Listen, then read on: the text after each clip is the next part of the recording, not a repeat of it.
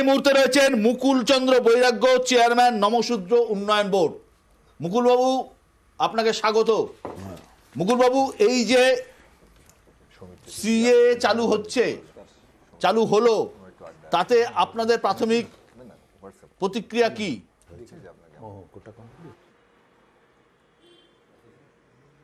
আমাদের প্রাথমিক প্রক্রিয়া হচ্ছে এই সিএ, এটা যে আইন, এই আইনের যে কপি, এই কপি পড়ে আমরা যেটা উপলব্ধি করছি যে এটা নাগরিকত্ব দেওয়ার আইন নয়, এটা হচ্ছে ওপার বাংলা থেকে আসা বাংলাদেশিদের চিহ্নিত করার আইন। কারণ যে অ্যাপ্লিকেশনটা করব আমরা, সেই অ্যাপ্লিকেশনের মধ্যে এবং প্রত্যেকটা এফিডেভিটের মধ্যে আমাকে শিডিউল 1A এর যে কোনো একটা কপি সাবমিট করতে হবে। এই শিডিউল 1 এর মধ্যে যে কাগজগুলো আমাকে সাবমিট করতে হবে, যে কোনো একটা, সবগুলোই বাংলাদেশের কাগজ। কি কি আছে তার মধ্যে? তার মধ্যে আছে বাংলাদেশের পাসপোর্ট, বাংলাদেশের বার্থ সার্টিফিকেট, বাংলাদেশের স্কুল সার্টিফিকেট, আইডেন্টি কার্ড, বিভিন্ন কিছু, জমির কাগজ, বিভিন্ন কিছু। এখন আমার কথা হচ্ছে, আমরা যারা আবেদন করব এখানে, এই কাগজগুলো আমরা কোথায় পাবো এবং এই কাগজগুলোর ইনকোয়ারি কারা করবে, যে এটা কি সত্যি বা এটা কি অরিজিনাল না ডুপ্লিকেট, এই ইনকোয়ারি কারা করবে? বাংলাদেশের কাগজের ইনকোয়ারি নিশ্চয়ই আমাদের ভারত সরকার করতে পারবে না। আর সেই বাংলাদেশ সরকার সরাসরি বিভিন্ন সময় বক্তৃতার মাধ্যমে, প্রেস বিজ্ঞপ্তি দিয়ে তারা জানিয়েছে যে বাংলাদেশ থেকে একজন মানুষও ভারতে প্রবেশ করেনি। তাহলে বাংলাদেশ তো স্বীকারই করছে না যে আমার দেশ থেকে কোনো মানুষ ওখানে গিয়েছে, তাহলে সেই দেশের কাগজপত্রের ভেরিফিকেশন কারা করবে? এই হচ্ছে একটা। দ্বিতীয় কথা হচ্ছে, আমার কাছে একটা জয়েন্ট পার্লামেন্টারি কমিটির একটা রিপোর্ট আছে। এই আইনটা পাশ হওয়ার আগে জয়েন্ট পার্লামেন্টারি কমিটিতে এই আইনটাকে বিশ্লেষণ করার জন্য দেওয়া হয়েছিল। সেই জয়েন্ট পার্লামেন্টারি কমিটি আমাদের ভারতবর্ষের সেন্ট্রাল আইবির কাছে জানতে চেয়েছিল যে এই আইনে কতজন লোক এই আইনে নাগরিকত্ব পাবে। দেখুন, একদম পরিষ্কার তার মধ্যে লেখা রয়েছে। সেন্ট্রাল আইবি জানিয়েছে এই আইনের ফলে ওটা পড়া যাচ্ছে না, আপনি বলুন। পড়া যাচ্ছে না ওটা, আপনি বলুন। হ্যাঁ, এই এর মধ্যে পরিষ্কার লেখা আছে, সেন্ট্রাল আইবি রিপোর্ট দিয়ে জানিয়েছে ভারত জয়েন্ট পার্লামেন্টারি কমিটিকে যে এই যে আইন, এই আইনের ফলে 31,313 জনের বেশি নাগরিকত্ব পাবে না। একদম পরিষ্কার ভাবে এটা সেন্ট্রাল আইবি রিপোর্ট মারফত জানিয়ে দিয়েছে। এবং আরো বেশি আশ্চর্যের বিষয় যে তাদের মধ্যে হিন্দু হচ্ছে 25,447 জন, শিখ হচ্ছে 5,807 জন। কিন্তু এই যে হিন্দুদের মধ্যে আমাদের পশ্চিমবঙ্গের হিন্দু মাত্র হচ্ছে 216 জন। এরা হচ্ছে এই আইনের ফলে নাগরিকত্ব পাবে, যেটা সেন্ট্রাল গভর্নমেন্টের আইবি রিপোর্টের মাধ্যমে আমাদের এখানে জানিয়ে দেওয়া হয়েছে। তো আমরা সেই জন্য বলছি যে এই যে আইন যেটা বলা হয়েছে বা করা হয়েছে, এর মধ্যে যে ডকুমেন্টগুলো চাওয়া হয়েছে, এই ডকুমেন্টগুলোর মাধ্যমে ওপার বাংলা থেকে আসা বাংলাদেশিদেরকে নাগরিকত্ব দেওয়ার মধ্যে বাংলাদেশে চিহ্নিত করা হবে।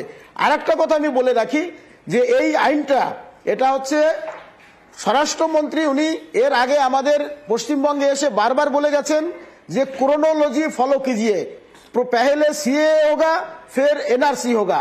এবারে এই সিএতে যে ডকুমেন্টগুলো চেয়েছে, আমরা যদি আবেদন করি, আবেদন করার সঙ্গে সঙ্গে আমরা বাংলাদেশে চিহ্নিত হয়ে যাব, কিন্তু আমাদের নাগরিকত্ব পাওয়া অত্যন্ত দুষ্কর, কারণ এই ডকুমেন্টের ভেরিফিকেশন হবে না। তারপর আসবে এনআরসি, ওই এনআরসিতে আমরা কিন্তু ওখানে আটকা পড়ে যাব। স্বরাষ্ট্রমন্ত্রীর বক্তব্য একদম সঠিক, একদম, যে পহলে সিএ হোগা ফির এনআরসি হোগা। এনআরসি হলে ওপার বাংলা থেকে 2,87,00,000 মুকুল বৈরাগ্যর বক্তব্য, শুভময়দা, সিএ এর রাস্তা ধরে, সিএ এর পথ ধরে এনআরসি আসবে। দেখুন, বিজেপির যে রাজনৈতিক ভাবনা, একটা হিন্দু রাষ্ট্রবাদের যে ভাবনা, সেই ভাবনার আরেকটা অংশ হচ্ছে ডেলিভারি। নরেন্দ্র মোদী মহাশয়ও কিছুদিন আগে বলেছেন যে সমস্ত কাজ নাকি এতদিন হয়নি, একটা সময়ের মধ্যে হয়েছে, কিছু তথ্য পরিসংখ্যানও দিয়েছেন। মূল হচ্ছে 370 ধারা খারিজ কাশ্মীরে, রাম মন্দির সংক্রান্ত বক্তব্য, এবং তার সঙ্গে সিএএ ছিল। অর্থাৎ শুধুমাত্র পশ্চিমবঙ্গ বা আসামের আসনগুলো কিন্তু নয়, তার সঙ্গে এই ঘটনাটি ঘটানোর একটা প্রয়োজন ছিল ডেলিভারি দেখানোর গোটা দেশে হিন্দু ভোটকে একটা জায়গায় যাওয়া, অর্থাৎ আজকে বাইরের লোকরা দেখবে যে দেখো হিন্দু রাষ্ট্রবাদের যে বক্তব্য সেই জায়গাটাকে আমি আরেকটা প্রমাণ হিসেবে দিচ্ছি। তার জন্য এই সাধারণ মানুষদের আপাতত কি হবে মনে হচ্ছে, যেটা এই নির্বাচনের পর বিজেপি জিতুক কি হারুক তারপর তারা ভাববেন, কিন্তু আমার মনে হয় এই মুহূর্তে শুধুমাত্র নির্বাচনের বিষয়টিতে প্রভাব ফেলা ছাড়া এখানে আর বোধহয় কোনো রকম বিষয় নিয়ে তো বিজেপির লাভও হতে পারে। রাজনৈতিক কৌশল তো থাকবেই, বিজেপি তো রাজনীতি করতে এসেছে, রামকৃষ্ণ মিশন নয়। দেখুন এটা তো ঘটনা যে মহিলা বিল বিজেপি লাভ হবে না ক্ষতি হবে, দেখুন সেটা দেখুন আমি এখানে বসে বলবো না, কারণ মানুষ বিচার করবেন। তবে আমরা চাই ক্ষতি হোক। আমি একটা কথা বলি বিশ্বদা আপনাকে, দেখুন আমি ভুল হলে আপনি সংশোধন করে দেবেন। মহিলা বিল যখন বিজেপি আনলো তখন একটা বলার চেষ্টা করেছিল যে আমরা এবার এমন একটা তুরুপের তাস আনছি সামনে, পুরো সবাইকে সাইড করে দেবো। দেখা গেল ভারতের প্রতিটা রাজনৈতিক দল মহিলা বিলকে সমর্থন করলো, যে কারণে কোনো মাইলে যখন থেকে বিজেপির পাওয়ার সুযোগ হলো না সবাই মিলে গোটা পার্লামেন্ট হাত তুলে ওটাকে পাস করালো। এমন নয় যে কারোর বিরুদ্ধে লড়ে কাউকে ভিলেন বানিয়ে বিজেপি ওটাকে করলো। এবার 2 নম্বর কথা হচ্ছে তারপরে আসলো রাম মন্দির। ডেফিনেটলি ওনারা উদ্বোধন করেছেন, আমি বিজেপিকে দোষ দেবো না, ওনাদের এটা বহু বছরের একটা ঘোষিত ইয়ে এবং সেটা একটা সমর্থন পেয়েছে, মানুষের আদালত রায় দিয়েছে, ওরা করেছেন। তাতে বিজেপি বলতেই পারে ভাই তোমার পছন্দ না হলেও কিছু করার নেই, আমি আমার যেটা বলেছিলাম যে শুভময় দাও বললো, আমি যেটা বলেছিলাম আমি সেটাকে ডেলিভার করেছি। কিন্তু যেটা যদি রাম মন্দিরের অভিঘাতটা বিজেপিকে এই ভোটটাকে পার করার দেওয়ার পক্ষে যথেষ্ট হতো, আমার ধারণা বিজেপি হয়তো একটা তুরুপের, এটা আমি বলছি, বিরোধী আমার সাথে একমত নাও হতে পারেন দেবজিৎ দা বা বিজেপির কেউ, তাহলে এই তুরুপের তাসটা নতুন করে ভোট ডিক্লেয়ার হওয়ার কয়েক ঘন্টা আগে দরকার হতো না। কারণ এইটা তো ঘটনা, যে বিল 2019-এর ডিসেম্বরে পাস হয়, যে কোভিডের কথা ওটা বলছে, ওমিক্রনের শেষ ওয়েভটা দেশ থেকে চলে গেছে 2022-এর জানুয়ারির মধ্যে, তার জন্য আজকে 2024-এর মার্চ অব্দি অপেক্ষা করা দরকার। এটা তো ঠিকই যে 51 মাস অপেক্ষা করতে হয়েছে, এবং আমি যেটা আবার বললাম প্রথম থেকে, দেখুন আমি বলেছি যে এটা ভোটের গিমিক ছাড়া আর কিছু না। কারণ এই যে 2-3 দিনের মধ্যে মানুষ এখন বুঝতেই তার 3-4 দিন লেগে যাবে, তার মধ্যে ভোট ডিক্লেয়ার পুরো কোড অফ কন্ডাক্টে চলে যাবে। লাভটা বিজেপি ভাবছে যে হয়তো এই সিএ দিয়ে তারা ভোট বাক্সে ডিভিডেন্ড তুলবে, কিন্তু আমি আপনাকে বলছি এর মধ্যে যে কনফিউশন আছে, মানুষ কিন্তু, যদি আমি আবার বলবো গণতন্ত্রের মানুষই শেষ কথা, মানুষও এত বোকা নয়, তারাও কিন্তু সবটা উপলব্ধি করেই ভোটটা দেবে, ব্যাকফায়ার করবে না, একেবারেই নয়। মানুষ জানে, মানুষের দাবি অনুযায়ী এই কাজ করা হয়েছে। প্রথম কথা হচ্ছে যে, আবারও বলছি, যেসব 3টে বিষয় এরা বিরোধিতা করছে। প্রথম বিরোধিতার কারণ হচ্ছে তাহলে মুসলমানদের কি হবে, ওদের কি তাড়িয়ে দেওয়া হবে, এরকম একটা কথা। একেবারেই নয়। আমি আবারও বলছি, আবার অসত্য কথা বললেন। আমরা বলেছি রিলিজিয়াস গ্রাউন্ডে কংগ্রেস, আমি আমাদের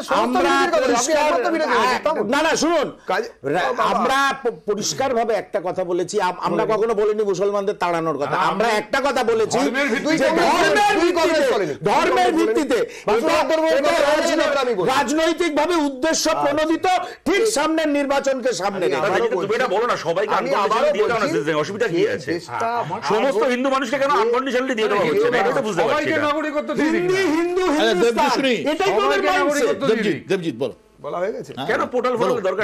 প্রথম কথা হচ্ছে যে দেশটা ভাগই হলো, তৈরি হলো, দেশটা যেখানে তৈরি হলো খানিকটা অংশ কেটে গিয়ে দ্বিজাতি তত্ত্বের ভিত্তিতে, সেখানে এই এত এবারে হচ্ছে ওখানে যখন অত্যাচার হচ্ছে, তাহলে আপনিও মুসলমানদের নিয়ে কি আর্য সমাজে বাচালতা একটু থামাও না, বলতে দাও। এবারের কথা হচ্ছে বাচালতা থামাও না, আমি তো নতুন তথ্য একটা কথা, সব হিন্দু ভারতের নাগরিক, ওরা যদি জোর করে মুসলিমদের কনভার্ট করাতে পারতো, একা আছে, তোমরা অনেক বলছো, বলো বলো দেবজিৎ। আর কার কিছু বলার থাকে যে সমস্ত উদ্বাস্তু মানুষ যারা এসছেন তারা প্রত্যেকে ভারতের নাগরিক ঘোষণা করে দিলাম, মিটে গেল। আমরা কেউ বাঙালি উদ্বাস্তু, বাঙালি হিন্দু যারা বাংলায় পালিয়ে এসেছিল পূর্ববঙ্গ থেকে পশ্চিমবঙ্গে, তাদেরকে শতরূপরা এই বাংলাতেই থাকতে দেয়।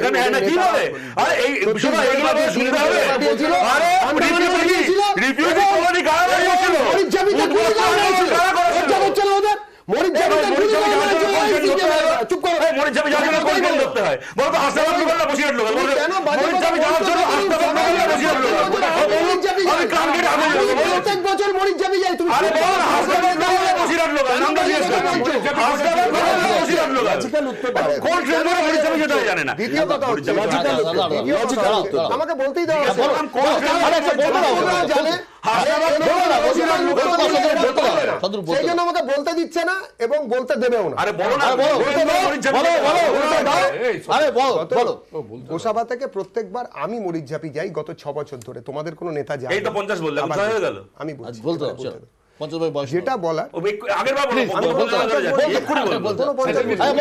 বলো না। আমার কথা হচ্ছে পরিষ্কার, আরে ছোট লোক নি তো সিপিএম এর রক্তে। হ্যাঁ, আমরা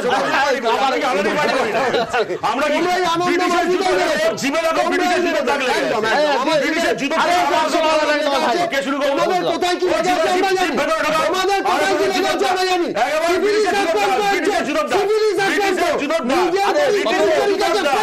ব্রিটিশের জুতো মুখে রাজনৈতিক কথা বলো। আবার বলছি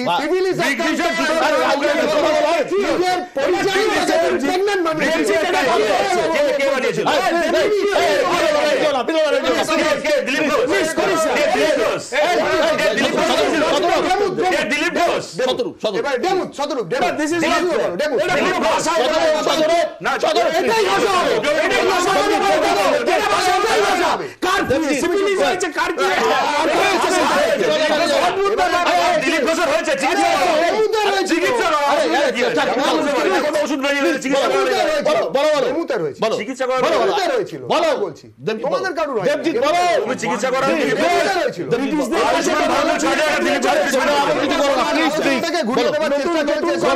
কিছু নেই। যেটা কাজের জিনিস সেটা হচ্ছে বারবার বলছি, মানুষ চেয়েছে, মতুয়াদের চাহিদা এবং সাধারণ মানুষের চাহিদা, যারা কিনা ওপার বাংলা থেকে, পাকিস্তান এবং বাংলাদেশ থেকে শুধুমাত্র হিন্দু হওয়ার জন্য বা অমুসলিম হওয়ার জন্য যারা অত্যাচারিত হয়ে রোজ এখানে চলে আসতে বাধ্য হচ্ছে এবং ভবিষ্যতেও হবেন বলে আমরা মনে করি, আজ রাতেও হবেন, দূর মানে যারা মানুষ পাচার করেন তাদের থ্রু দিয়ে আসার চেষ্টা করছেন ইত্যাদি। এটা শুধু আমাদের কথা নয়, ইন্দ্রজিৎ গুপ্ত বলেছিলেন সংসদে, সোমনাথ চট্টোপাধ্যায়ের সময় সোমনাথ চট্টোপাধ্যায় একাধিকবার বলেছেন এবং সেটা রেকর্ডেড। এই নিয়ে কোনো সন্দেহ নেই যে ওপার বাংলা থেকে হিন্দুরা বা অমুসলিমরা পালাতে বাধ্য হয়েছে। কিন্তু যেটা আমাদের বলার যে এই লোকগুলোকে, আবার বলছি, মুসলমান কান্ট্রিতে মুসলমানরা অত্যাচার আছে, তিনি আসবেন, তিনি 15 বছরের যে বা 10 বছরের যে স্ট্যাটুটারি পিরিয়ড আছে সেই অনুযায়ী তাদেরকে তো বাধা দিচ্ছে। কিন্তু সরাসরি ভারতের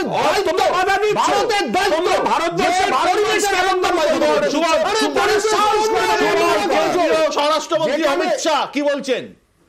কিছুই বলছে। हमने कहा था हम सीएए लाएंगे।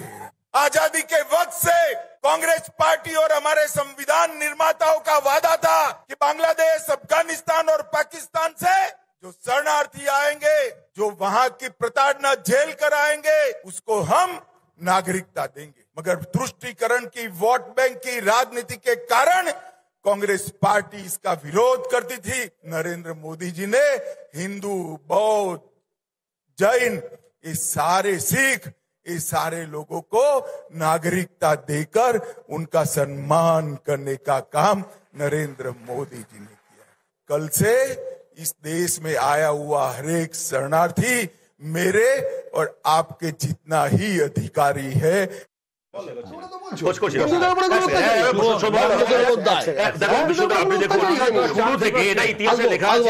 যে অস্বীকার করবে তাকে লোকে পাগল বলবে। হিন্দুরা ওখানে অত্যাচারিত হয়ে এসছে, না সত্যি। একটা বেসিক প্রশ্ন করা হচ্ছে যে তারা প্রত্যেকে কেন ভারতের নাগরিক বলে ঘোষিত হচ্ছে,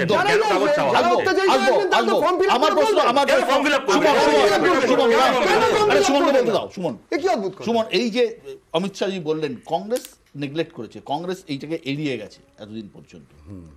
না, ওনার কংগ্রেস নেগলেক্ট করেছে, কংগ্রেস এড়িয়ে গেছে, এই বিষয়টা শুধু অমিত শাহজি বলেননি, আমাদের প্যানেলে আজকে প্রফেসর শুভময় মৈত্রও বলেছে। আমার বক্তব্য একটাই, এক একটা সময়ের এক একটা রাজনৈতিক প্রেক্ষিত থাকে। কংগ্রেস কি ওয়েট করো, কংগ্রেস কি কারণে কোন সময়ে কি কি অ্যামেন্ডমেন্ট এনেছিল, কি করেছিল, সেটার জন্য আপনাকে একটা 65 বছরের একটা রাজনৈতিক দলের গভর্নেন্স কিভাবে চলেছিল তার জন্য আপনাকে সময় দিয়ে আলাদা প্যানেল করতে হবে।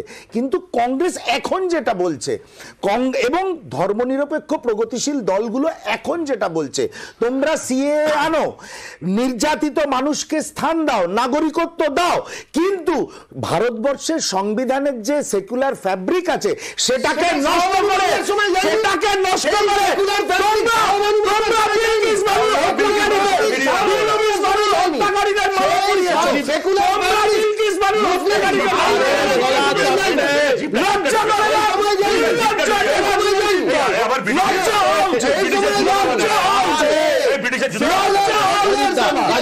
রাজীব দা, এই পুরো প্রক্রিয়াটা যদি একবার আলোচনা করি, পুরো প্রক্রিয়া যাই হোক না হয়েছে, একটা আইন হয়েছে, তার একটা ফরমেশন হয়েছে, এই পুরো প্রক্রিয়াটায় যিনি আবেদন করবেন, যারা আবেদন করবেন, প্রথমে আবেদনটা যাবে জেলা স্তরে, তারপরে যাবে একটা এমপাওয়ার্ড কমিটির কাছে, 3টে ভাগ আছে দেখুন, তারপরে যাবে সেন্টারে, 3টে ভাগ আছে। এখানে রাজ্যের কোথাও কোনো ভূমিকা থাকছে না, কিভাবে দেখছেন?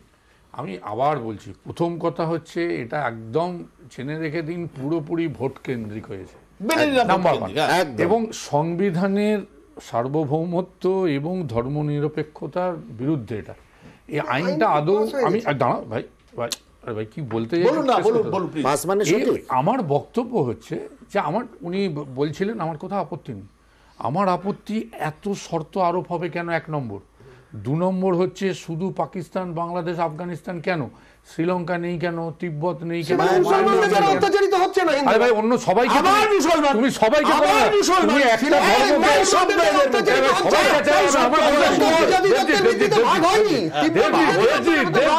দেবজি শুনতে শুনতে হবে, ধৈর্য ধরতে শেখো।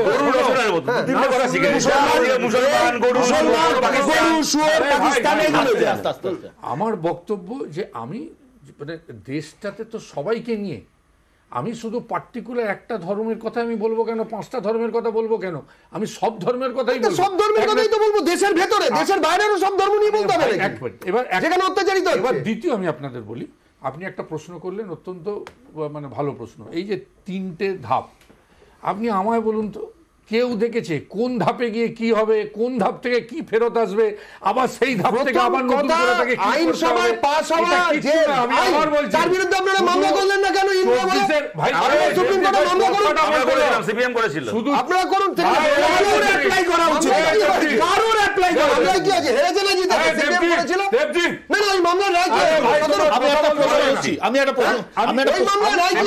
সিপিএম ইলেকট্রাল বন্ডে মামলা জিতেছে, এই মামলা জিতেছে, ইলেকট্রাল বন্ডে মামলা জিতেছে,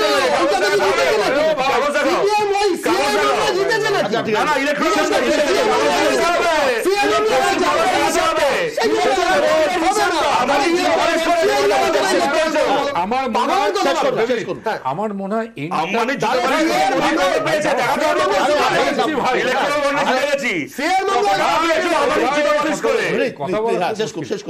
আমার বক্তব্য এই টোটাল প্রসিডিওরটা এত ধোঁয়াশা এবং ঘোলাটে ভরা, মানে এত ধন্দে রয়েছে মানুষ। আমার মনে হয় এটা যদি বিজেপি সোজাসুজি বলতো যে ভোটের জন্য আমাকে সিএ করতে হয়েছে, তোমরা ভোটটা দাও, আমার মনে হয় সেটা অনেক সোজা সাপটা, এই সোজা সাপটার মতো। কিন্তু এইখানে পুরো ঘোলাটে ধোঁয়াশায় ভর্তি, এবং মানুষ নাগরিকত্ব হারাবে, মানুষ ভুল করবে, মানুষ যেন এই খুঁড়ো করে না পড়ে। একটাই কমেন্ট, এই যে ধোঁয়াশা ভরা ঘোলাটে, এই তৃণমূল থেকে যারা বিজেপিতে যাবেন তারা এই ধোঁয়াশে ঘোলাটে ব্যাপারগুলো শিখতে যাবেন, আর বিজেপিতে যারা বুঝতে পারবেন না তারা তৃণমূলে চলে যাবেন। এই একটা বিরাট সুবিধে পশ্চিমবঙ্গের রাজনীতিতে আছে, এই যে এত গোলমেলে জিনিস, যারা বুঝতে পারবেন না এই দুটো দলে, অর্থাৎ প্রতিটি মুহূর্তে একটা রাজনৈতিক নেতার ভাবনা, অবশ্যই বিজেপি তৃণমূলের একটা একটু শেষ করে নিন, একটা কর্মসূচি আছে, তাদের মতাদর্শ আছে, এই জায়গার মধ্যে এই বিষয়গুলো নিয়ে যুক্তিপূর্ণ আলোচনা আছে, কিন্তু নির্বাচনের আগে কিন্তু এই দলগুলোর থেকে, এক দল থেকে যখন অন্য দলে মানুষ যাবেন, তারা এই সিএ বোঝা না বোঝা নিয়ে এবার যাবেন, এই যুক্তিটা অন্তত পশ্চিমবঙ্গের রাজনীতিতে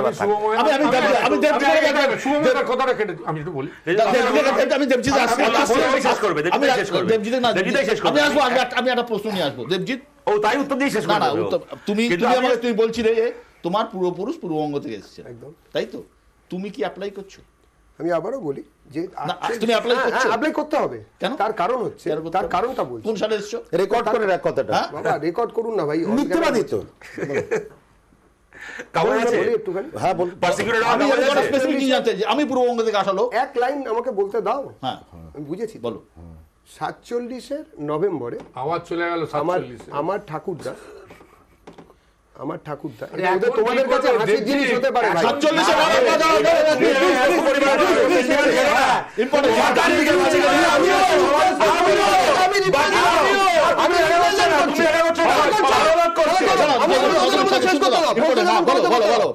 47 নভেম্বরে হ্যাঁ। আমরা মানে আমার পূর্বপুরুষ পশ্চিম পাকিস্তান ফরিদপুর থেকে এখানে আমরা আসতে বাধ্য হই। আমাদের বাড়িতে ধর্ষণ হয়েছিল, আমরা ধর্ষিত হয়ে যাওয়া ফ্যামিলির ছেলে।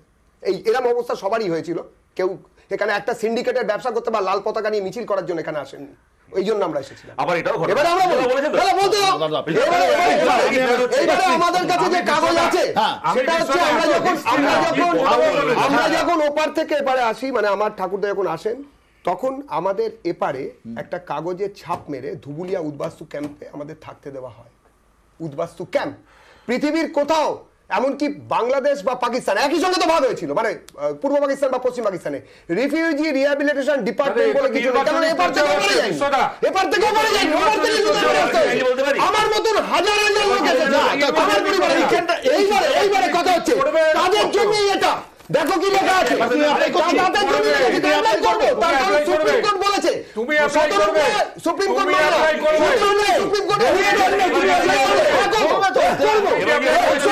সুপ্রিম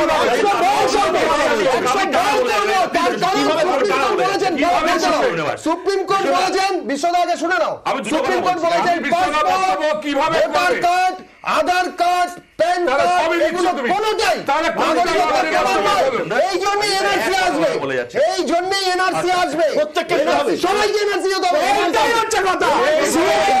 এনআরসি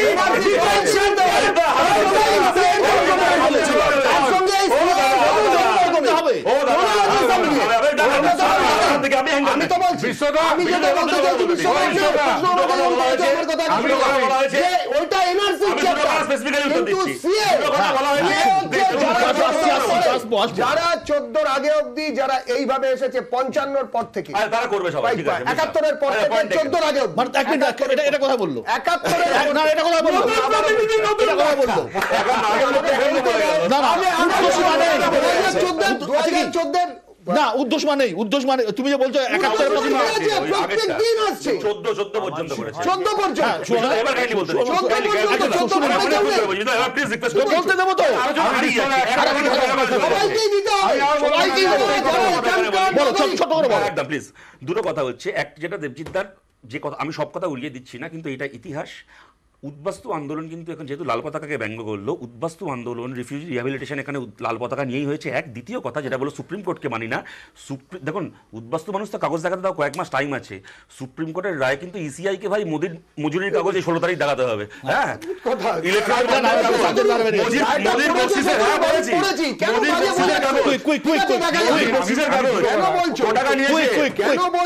আম্বানি ছেলের বিয়েতে টাকা নিয়েছে, ছেলের বিয়েতে টাকা নিয়েছে। সিএ নিয়ে মানুষ ওই ইলেকট্রাল বন্ডের কাগজ 16 তারিখ, তোমার কাগজ রেডি করো। ইলেকট্রাল বন্ডের পরে সব দেখা যাবে। বামপন্থীরা বিশেষ করে শতরূপের মুখ থেকে উদ্বাস্তু শুনলে আমাদের নিশ্চিতভাবে সত্যি বলছি খুব আঘাত না লাগে। সে তো বটে, মুকুটমণি অধিকারী মুখ থেকে শুনবেন। উদ্বাস্তুদের নিয়ে মুকুটমণি যেভাবে খেলেছে এরা, উদ্বাস্তুরা ছিল এদের কাছে শুধু ভোটের মেশিন, এর বাইরে কিছু ছিল না। এক নম্বর। আপনার থেকে 2 নম্বর। 2 নম্বর আমি বলি, আপনি তো সিএর পক্ষে সেদিন বলছিলেন। আমি দেবজিৎ ভাই শেষ করো না, এই জন্য তোমার জামানত জব্দ হয়। আমার বক্তব্য হচ্ছে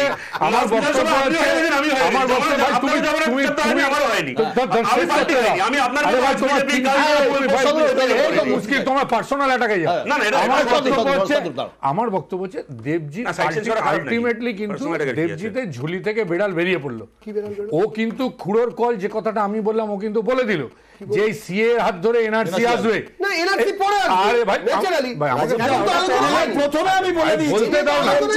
আরে ভাই, ও এনআরসির কোনো বিল দেখাতে ভাই, বলতে দাও। কাগজ এসেছে। এবার আসবে। ও কিন্তু এইটা স্পষ্ট করে দেখুন। এনআরসি আমরা কেন আনবো? এটা তো না, আপনাদের এটা ঠিক, project, স্পষ্ট করে কংগ্রেসীদের বলেছেন। project। ভাই তুমি স্পষ্ট করে বলেছো। Quick, quick, শেষ করুন, quick, শেষ দু করুন। নম্বর শেষ করে দিচ্ছি। তাহলে আপনি ও একটু আগে বললো, বিধানসভায় CR ও বলেছিলেন একটু কেন? আগে বললো যে আমি জমা দেবো কি, আমি জমা দেবো ভোটার বিধানসভায় কার্ড, CR পক্ষে আমি ছিলেন, জমা এটাই দেবো জিজ্ঞেস করছি। আধার কার্ড, না, আমি জমা দেবো বিধানসভায় সবকিছু। CR পক্ষে বলেছেন। তার মানে এবং আমাদের একটা এবার affidavit, যারা আমি ব্যাপারটা বিধানসভায় চালিয়ে গেছে তাদের তার মানে- affidavit দিতে হবে। তার মানে এই যে বলছেন না তিনটে আপনারা? রাজীবদা, বিধানসভায় affidavit CR দিতে হবে। সুহামদা, এই তিনটে বিধানসভার আগে জিনিসে তো CR নাগরিকত্ব নিয়েই ও প্রমাণ করে দিচ্ছে। সুহামদা, নাগরিকত্ব সুহামদা, রয়েছে। এই পুরো আলোচনাতে এতটাই কনফিউজ। শুভময়দের কাছে যাওয়ার এক লাইন, সব টেকনিক্যাল ডিটেলস নিয়ে আলোচনা হলো। মুকুলবাবু খুব সুন্দর বলেছে যে যারা ওপার থেকে এসেছিল এটা তাদের আইডেন্টিফাই করার বিল।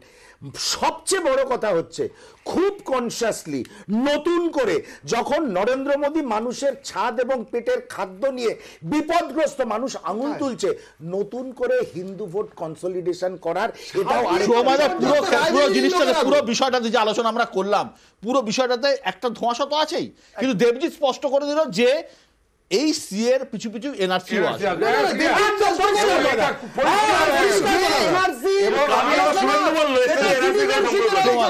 কি লাগবে? কাগজ লাগবে, কিন্তু সিএ এর আলোচনাতে যেগুলো যেগুলো দিতে বলা হয়েছে সেগুলো দেখলেই বোঝা যায় যে কি হতে পারে এবং কি কি হতে পারে, কি হচ্ছে। আমি খালি একটা কথা সুহামদা, প্লিজ দেখুন, সিএ এবং এনআরসি এগুলো নিয়ে তো বিজেপি এগুলোর সপক্ষে আছে, এর মধ্যে তো তারা কোনো লুকোছাপা করেননি। ফলে এই নির্বাচনে বিজেপি যদি জয়ী হন তাহলে এনআরসি হওয়ার একটা সম্ভাবনা থাকবে, এই অনুসিদ্ধান্ত উড়িয়ে দেওয়া যায় না।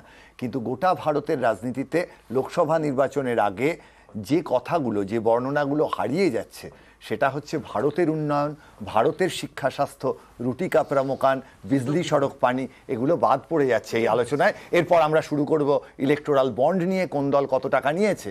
আসল কথাগুলো এই লোকসভা ভোটে কিন্তু মানুষের সামনে উঠে আসছে না। আমি খালি